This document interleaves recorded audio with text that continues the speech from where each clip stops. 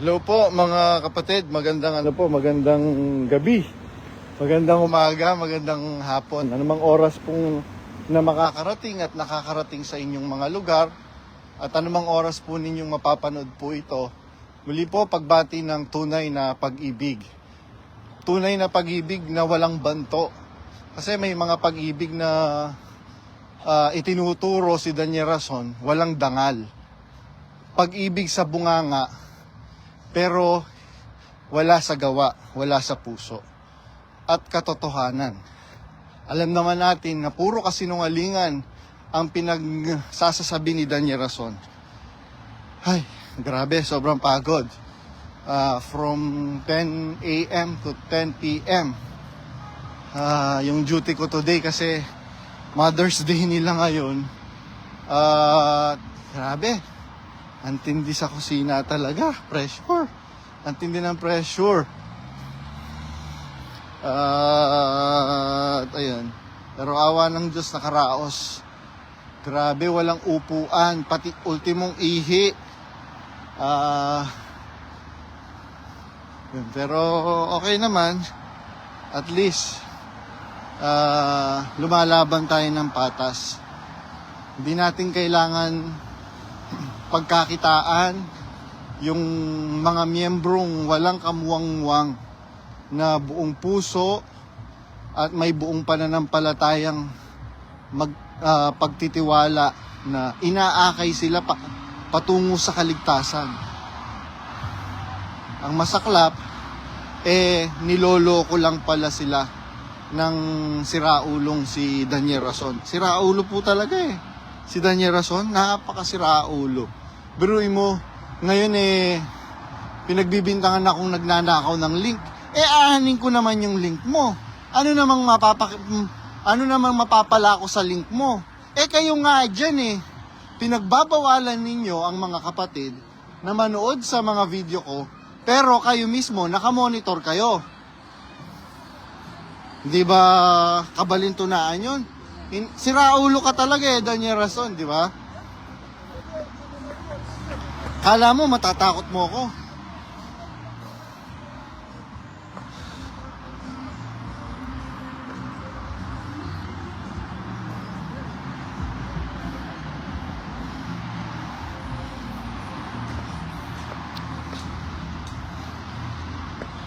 Ayun nag-aano ngayon at tinawagan ko si Brad Gilby, yung mga exiter sa Saskatoon. Meron sila salo-salo, nagbibidyoke sila. Sana all. Grabe, sobrang pagod. Sakto, bukas, day off. Kailangan ko talaga ng pagka summer, wala kaming day off. Naku po, anong gagawin ko doon? 3 buwan na walang day off. Patayan ng trabaho. Sino-sino bang nandito ngayon? Hindi ko nakikita yung mga Saglit lang, lumalamig na. Galing kasi ako sa kusina kanina, kaya tinanggal ko yung jacket ko, yung sweatshirt ko. Lang po ngayon nararamdaman ko na yung lamig, baka magkasakit ako.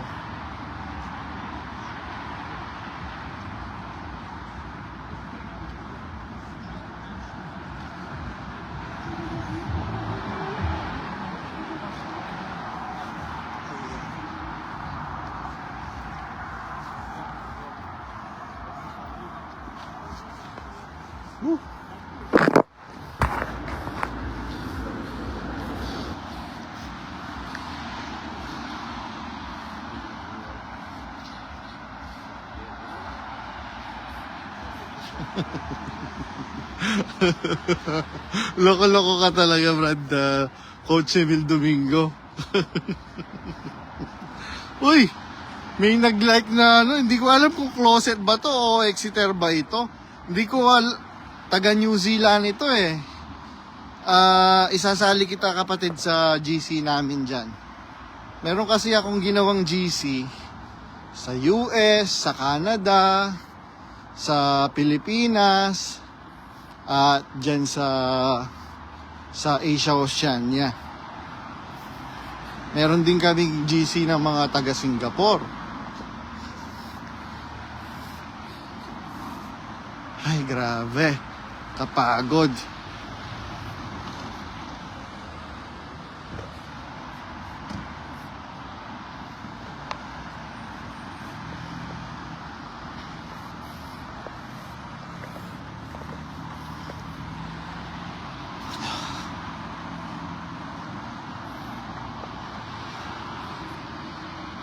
Wala pa po akong balita sa sa pagsamba nila.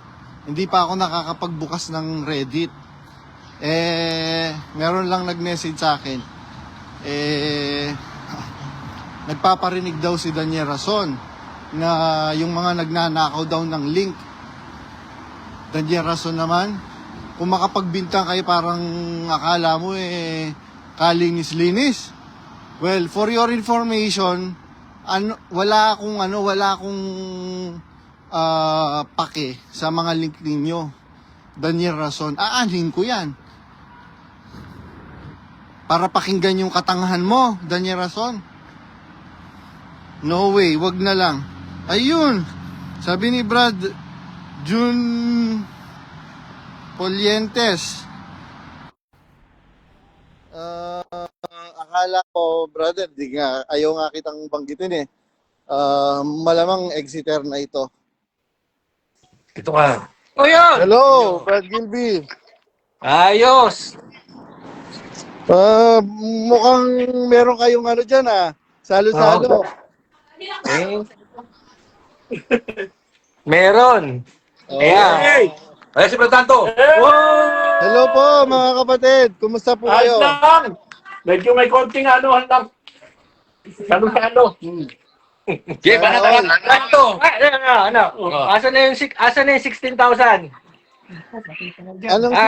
Anong 16,000?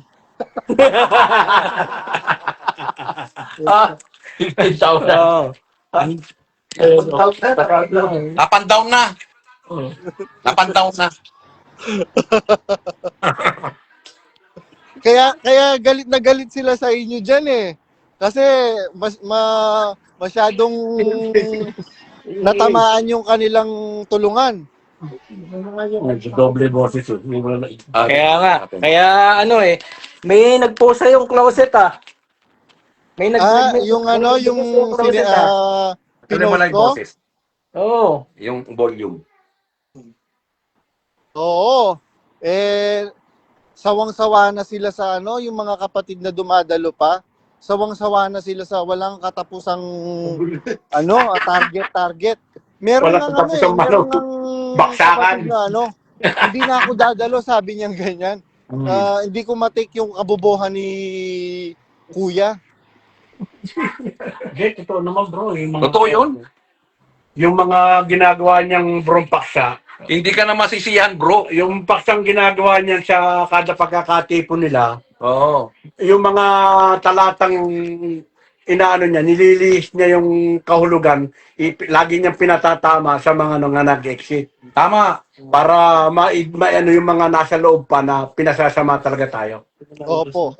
Tapos siyang may lakas ng loob na magdemanda. Kaya nga sabi ko, ang tagal-tagal mo na akong tinatakot. Kung talagang matapang ka at talagang meron kang grounds para idemanda ako, idemanda mo ako. Huwag puro dada. Let's get it straight. Bawal Sana ang nakakulong ka na ngayon. Hamunin mo ipuin mo nga ang bayag. Yun lang. Ang ganun sa mga bata, di ba? Ipuin mo nga Oo, parang lang yan Sige nga, kung matapang ka, hawakan mo nga yung tenga. Hawakan mo nga yung tenga, hawakan mo nga yung bayag. Oo. Wala yata siyang bayag Kipay yata Wala sa yun. kanya Kapun na yun, kapun. Delikado tayo dyan. Paano niyan, Daniel Rason?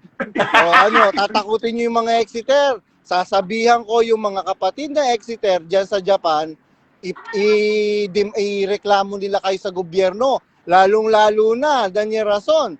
tandaan mo, meron silang mga hawak-hawak na mga resibo. May passbook Kaya yung isa eh. mag-iingat ka, Daniel Rason, sa mga sinasabi mo. Di ba si, tawag yan, yung kausap mo kahapon, may passbook daw siya ng Si Carol MCGI. Yamaguchi. O, di ba? May Actually, meron ng kapatid na nag-inquire ng reklamo sa gobyerno ng Japan. Pinigilan ganon? ko lang, sabi ko, wag po muna, brother, sabi ko, kapatid, Baka maagapan. sister. Baka po madamay yung mga kapatid, sabi ko, wag naman po. Hindi naman po natin nais na madamay yung mga inosenteng kapatid.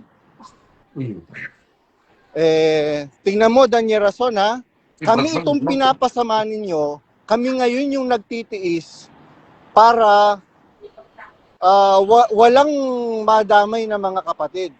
Samantalang kayo, ginamit nyo kami, panahon namin, pera namin, etc. Noong mahalata namin yung kabobohan mo, kung ano-anong sinasabi mo sa amin, nakampung kami ni Satanas. Kaya mo bang patunayan, Daniel Rason, nakampung kami ni Satanas? Ako, kayang-kaya kong patunayan, bobong Daniel Rason, na ikaw ang kampo ni Satanas. Ito, kung kampo na Satanas to mga kasama ko to, alam nyo, isa ako sa nagbibiglang ng abuloy. Alam ko kung paano to. Kung paano magtrabaho tong mga to. Kaya, nako, kung magwi-withdraw lang o ibibigay nyo yung mga abuloy, nako po. Lanos talaga. Dollar ang usapan dito. Tama. Kaya, magsaya lang po tayo, mga kapatid. Pabayaan Happy-happy po lang. Oo naman. yung pananakot ni Daniel Rason. Wala yan. Ang sarap ng normal na buhay na ganito. Kahit papano nagagawa mo lahat. Oo. Saka hindi, it means na lumabas ka dyan Impyerno na. hindi, ano ka na, yung gagawa ka na ng masama kung anong ano. Hindi naman ganun ang ano nun. Ang ano dyan, normal lang buhay. Pag may naaawa ka, tumutulong ka naman sa iba. Mali panatang yun sa atin eh. Posibleng pa rin paratang na gumagawa ka ng masama. Just na Oo, kasi itong mga kasama ko to, mga kapatid, kung sasabihin nilang bumalik to sa naging masama, nung naanib to, hindi naman masasamang tao eh. Nung umalis, hindi rin naman masamang tao. Anong ano doon? Anong question doon? 'Di ba? Naanib sila nang hindi naman, wala naman silang ginagawang masama. Tapos umalis sila, mas lalong hindi gagawa ng masama yung mga yan. 'Di ba?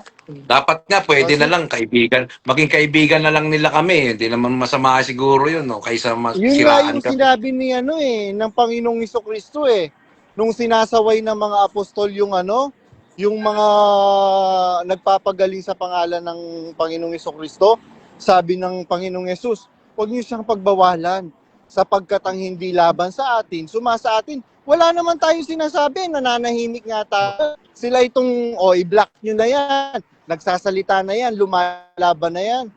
Kaya doon ko napatunayan, impacto to Daniel Rason na to, nananahimik ako wala naman akong sinasabi. Kahit saan ako pumuntang lokal, pinagtatanggol ko sila. Kahit inaapi nila ako. Oo nga po, katulad yan, may mga fake account sa akin na nagme-message. May visitor akong mga anak na kinuha dito na-deport na Sinumbong nila Binura lang yung message sa akin sinumbong Yan ang pag-ibig, bro. Pag-ibig pa ba yun? Pag-ibig. Ganyan Pag-ibig! sila actually. Ano yung sabi mo bro, yung nagliliwanag? Wag po muna kasi baka po mayroon pong mga kapatid na TNT. Baka po madamay po sila, sabi kong ganyan. Yung mga yun kahit panatiko, wala namang kaalam-alam Kasi naging panatiko rin naman tayo Minsan panahon ng buhay natin, kaya tayo lumabas dahil hindi na natin masikmura yung mga paglilikot ni Daniel Rason sa salita ng Diyos. Samantalang nga ako marami akong kilalang nagtatago dito. Pero kahit kaaway ko sila, hindi ko kayang gawin yon. Hindi ko kayang gawin. Yung ginawa nila sa akin. Ang ginawa nila sa akin. Tapos silang Hindi ko kayang gawin. Tapos ngayon, Daniel Rason, kami ngayon, mga kapatid, tingnan niyo po yung budi ng mga kapatid ha. Makikita niyo sa pagmumukha ng mga kapatid kung ito ba'y mga kampo ni Satanas. Tingnan po ninyo yung pagmumukha nila mga kapatid. They are speaking with sincerity in their heart, from their heart. Yeah, tsaka tignan mo pag nagsalita yung mga yan, genuine eh. Wala namang bola eh. Wala namang wala namang hatred kaming sinasabi, di ba? Sasabi lang ng totoo. Oo. Totoo lang sinasabi namin. At saka tayo, hindi pa tayo kaanib dyan. May nakatanim na sa puso natin eh. Yung tinanim ng Panginoon Diyos na nakabutihan eh. Bata pa tayo ba? Alam na natin yung mga masasama eh. Hindi pa tayo dyan wala pa tayo dyan sa MCGI. Nakatanim na yan. Ngayon nung pumasok tayo dyan, nandiyan pa rin yan. Hanggang sa lumabas tayo, hindi na mawawala yan. Saka bakit ka gagawa ng masama? Di ba? Ano ka ba? Bakit ka maglulot ng mga ulit sa kutikan? Bakit ka gagawa ng masama samantalang alam mong masama, bakit mo gagawin? Kaya At alam niyo po ba kapatid, bakit po nila ginagawa itong mga assassination sa atin? Isa lang po ang dahilan, dahil sa pera. Opo, yung ginawa nila kay Brad Chris, nag-visitor lang yung anak niya. Yung pinadeport ba nila sa sumbong? Hindi, Nasaan yung ano nila? Tunay na pag-ibig na sila. hindi, kumbaga yung fake account yun, hindi natin sigurado kung sino yun eh. Pero fake account yun eh. Opo, Pero sigurado na yun bro, mga taong nasa ano naman yun. Alam niyo yun, di ba? kilala naman ni Brad Chris kasi alam niya kung paano magsalita. Yung hani ng pananalita, kilala nila kung sino yung mga nagsasalita ng Kilala ko takot yun. na yun. Yung, Meron ngang ano dyan meron ngang pinsang buo si Daniel Rason dyan sa Toronto. Biruin mo pinapadeport ng magulang ni Daniel Rason. Pinsang buo niya yun ha. Kinausap niya si Brian De Asis na DS para ipa-deport. Buti na lang sa awa ng Diyos, hindi naman na-deport. Ngayon citizen na daw yung si Ate Deng. Ano yan pinsang buo ni Daniel Rason. dapat hindi ganun eh. Dapat kahit nasa labas na kami, na hinusgahan na nila, kung kaibigan na lang, wala na sa relihiyon ng usapan, ng mga miyembro, alam ko sumusunod lang yung mga yan eh. Kaibigan na lang, wala namang masama na maging kaibigan na lang katulad ng mga kaibigan ko sa Iglesia ni Cristo. Sa Katoliko, hanggang ngayon kaibigan ko pa eh. Alam niyo po ba yung mga kasama ko sa Kristan na nung maanib po ako, hindi man nila ako tinakwil. Meron kaming group chat. Hanggang ngayon, kaibigan ko pa po sila. Balinto na itong iglesia ni Daniel Rason na ito eh. Magpapasalan sa lahat ng papasamain ka. Paano ka naging sa Diyos niyan? Kaya nga ito nga yung pinag-uusapan namin yung sa anak ni Brad Chris kasi para elaborate ko lang, yung anak ni Brad Chris, nakwento ko ba sa'yo Brad Badong last time? Hindi pa yata. Meron siyang pinapunta rito. Lagi siya nagpapapunta ng mga anak niya rito.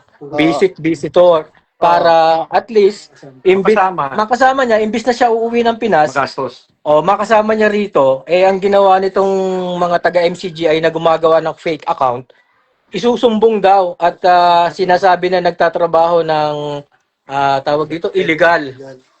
Illegal. So, ang sa akin lang, kung talagang, biruin mo, fiesta ng Diyos, nandiyan pa ako nag-i-invite ang lokal ng mga walang trabaho at hahanapin natin ng trabaho para matulungan natin. Ipe-present mo yun, yung mga walang papel. Tapos ito naman, porkit Exeter, yung anak niya, sinasabi nyo na gano'n na nagtatrabaho na illegal, ba't di nyo tulungan? Nung piyesa ng Diyos, naghahanap kayo ng matutulungan. So, yung nagliliwanag na pag-ibig. Okay na yun. Deserve na yun sa mga anak ko yun. Okay na yun. Hindi naman masama ang loob ko. Mananagot na lang sila kung may pananagutan sila. Oo. Ang hinahanap nila, yung mapasama kami. Sana wag ganun. Wag magawan po nila kayo ng permisyo. Oo. Ako hindi ako nananalangin na mapasama sila eh. Sa totoo lang. Pag nakita ko sila, gusto ko pa silang yakapin. Pero hindi ko pagka nakasalubo ko, binati ako, babatiin ko. Pero pag hindi, ayaw ko mapahiya eh. Mahal ko yan mga yan. Mahal ko yan. Bilang kaibigan na lang, wag na yung sarili yun. Kristo yung bro, maling ang kapwa mo eh. Tama kayo sa'yo, Bro Chris. Kaya sila, kung sila talaga nagsasabi na meron silang pag-ibig, sana maramdaman nyo pa rin mahal na kami kayo. Sila kaya nila sabihin niya na mahal kami? Oh, Sila oh, kasi, mga kapatid na mga observer. Ito po nagsasalita yung mga kapatid sa Saskatoon mula sa kanilang mga puso na mahal nila yung mga kapatid sa lokal nila, mga nakasama nila sa matagal na panahon, sa mga pagpupuyat at sa maraming gutom, etc. Ngayon, kung nag-exit sila for some reasons, itatakwil na sila. Mga kapatid, siyasatin po ninyo ang inyong mga sarili kung kayo'y nangasa pananampalataya pa. Aling pananampalataya ang sinasabi ng Biblia na kailangan siyasatin ang sarili kung kayo'y nasa pananampalataya. Yung pong mabuting pananampalatayang itinuro ng Panginoong Hesukristo, mga kapatid. Alin po yon?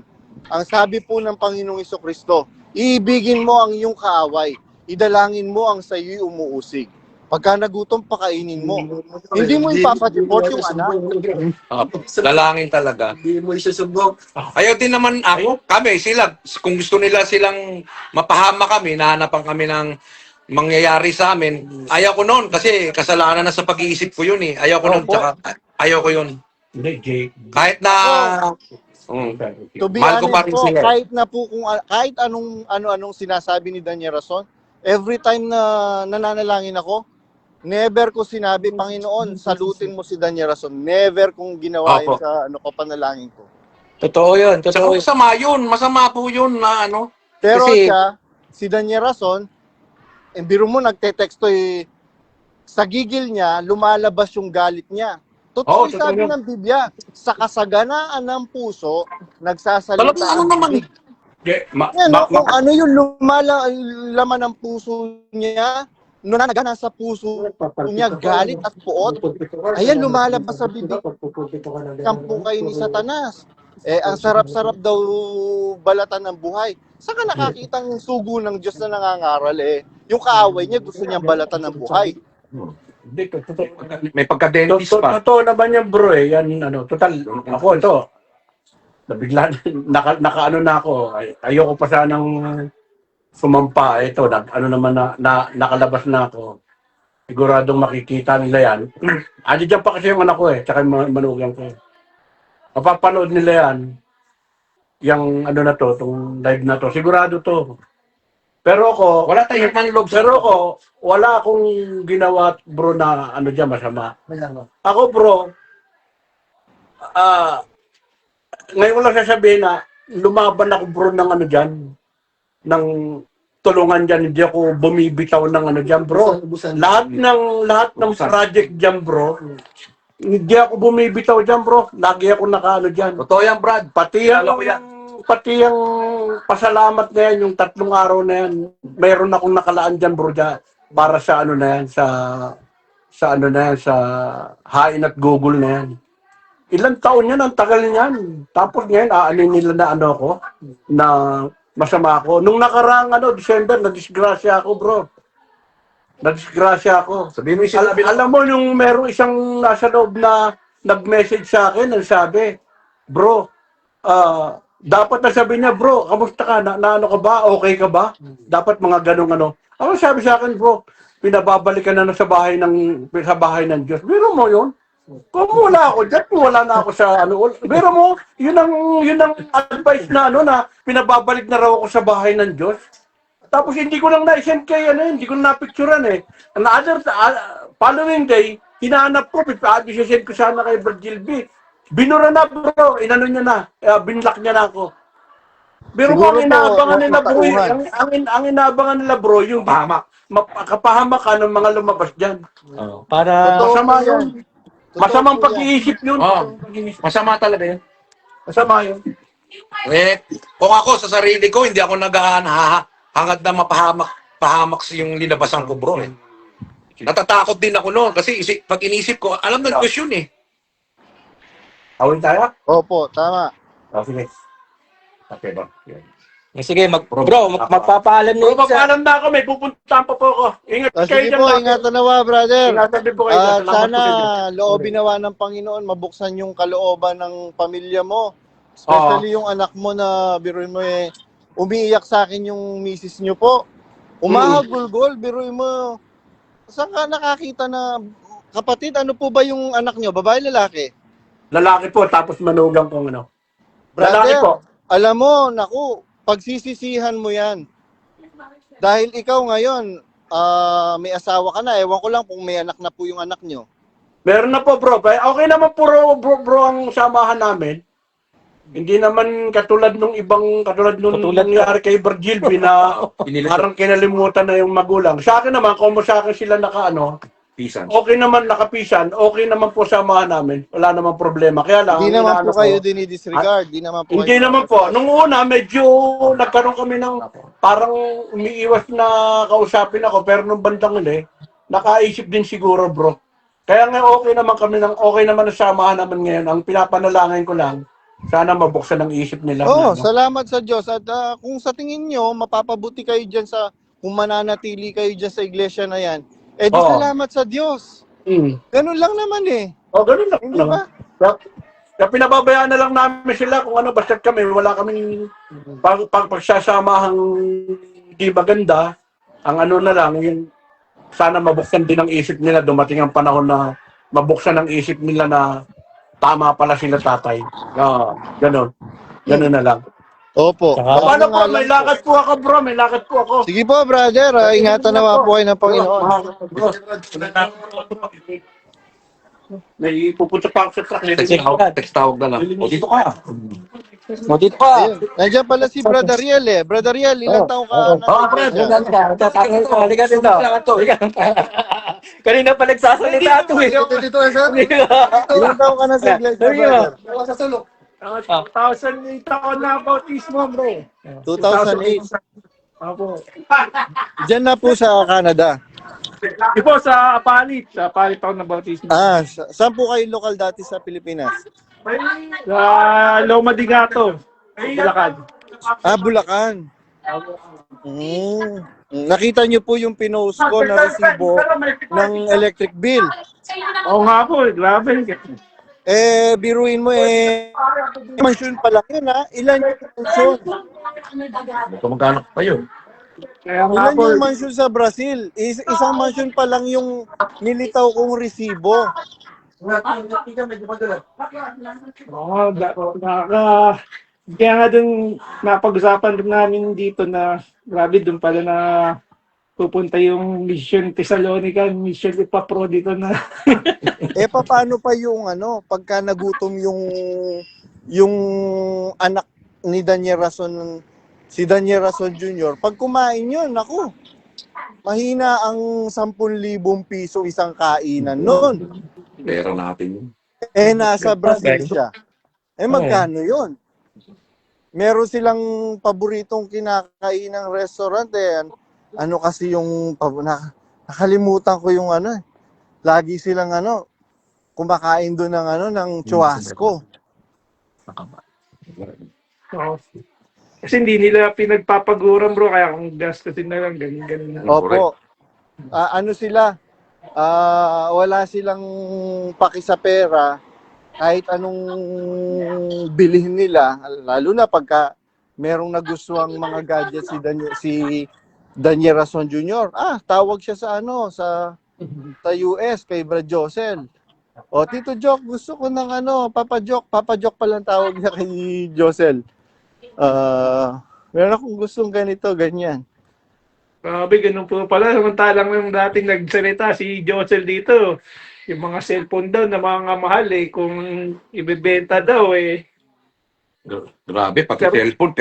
Sila pala, ganun na lang kung mapagpabili ng ganun. Ano ko yung pumunta dito? Kami, Brad Badong, isang mga kapatid ngayon nakikinig dyan, nagsasalita kami dito kanina pa. Meron ba kami sinabing paninira? Wala. Wala. Tsaka, ngayon, pansinin nyo, pag inano ng mga miyembro, ang sinasabi nila, halimbawa, nagsalita ng ganito kami, maski sa mga comments sa Facebook, ang sasabihin nila lagi, sabi ni Kuya, puro sabi ni Kuya, hindi ba pwedeng sabi sa Biblia ganito? Hmm. Di ba? Si Kuya na nga yung sinasamba nila. Kaya, hindi na nila napapansin sa tao na sila Oo, kaya nga sabi ni Propeta Jeremias, sumpain ng taong tumitiwala sa tao.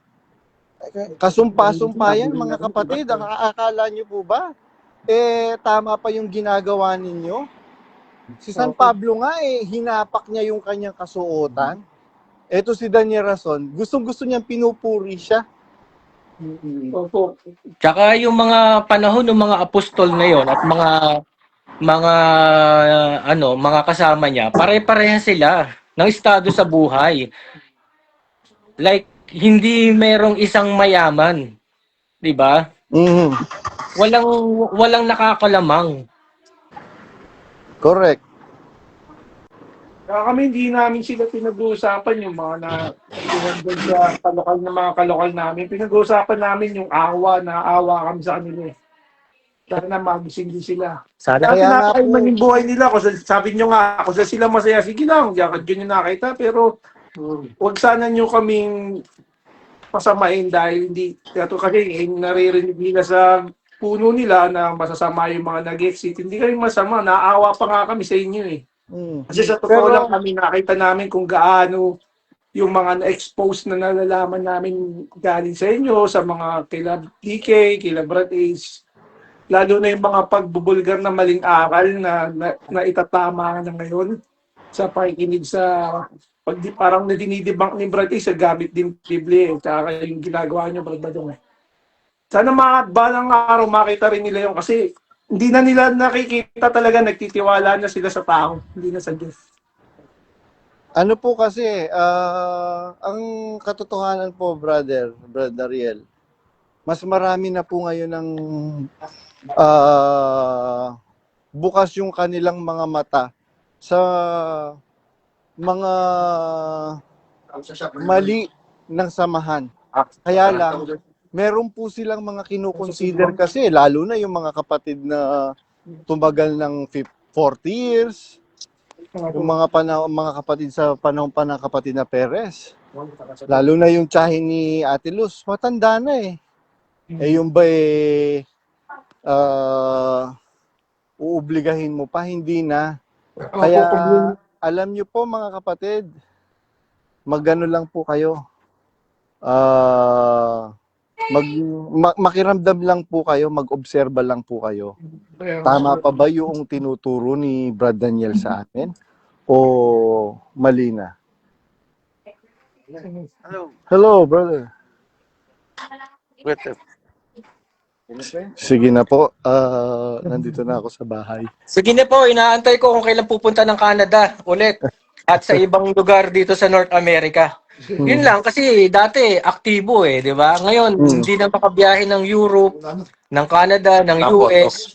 Anong nangyari? Bistado na sila eh. Yun lang ang sa akin. No? Kaya sabi ko bakit hindi na gano'n ka-active magbababiyahe ngayon. Lalo na dito sa amin. O sige bro, baka nakakaabala kami. Nandito na ako sa bahay. Bawal ng ano. Bye-bye. O, bye-bye na kayo. Bye po, enjoy. Ingatan lagi, brother. Bye-bye po mga kapatid. Bye. Hey.